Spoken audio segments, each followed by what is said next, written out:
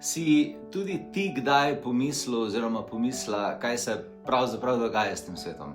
Na eni strani so vojne, na drugi strani je strah, negotovost, posledica je razdeljenost med ljudmi in potem prideš umetna inteligenca, ki spreminja pravila igre življenja in biznisa hitreje, kot sploh ta pravila lahko mi razumemo.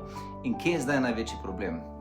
Problem ni v tem, kar se dogaja zunaj v svetu, ampak problem je v tem, kar se začne dogajati znotraj ljudi kot posledica, ker ne vejo, kako se odzvati, utrujenost, dvom, občutek, da se izgublja smer, enih ljudi je kar strah prihodnosti. Zato so se odločila, da narediva nekaj, česar do zdaj nisva še nikoli. Pripravila smo v bistvu brezplačen spletni dogodek z naslovom, zelo direktnim naslovom, Vojne in AI. Kaj se dogaja po svetu? Tako je. Na dogodku ti bova pokazala, zakaj se iz energijskega vidika dogajajo vojne in kako vplivajo na te osebno. To je treba vedeti. Zakaj se pesimizem tako hitro širi in kako ga lahko obrneš nazaj v svojo moč. Kako ostati stabilen v svetu, ker umetna inteligenca spreminja realnost. In predvsem, kako postaviti sebe tako, da te nič od tega ne vrže iz tira in iz tvoje poti.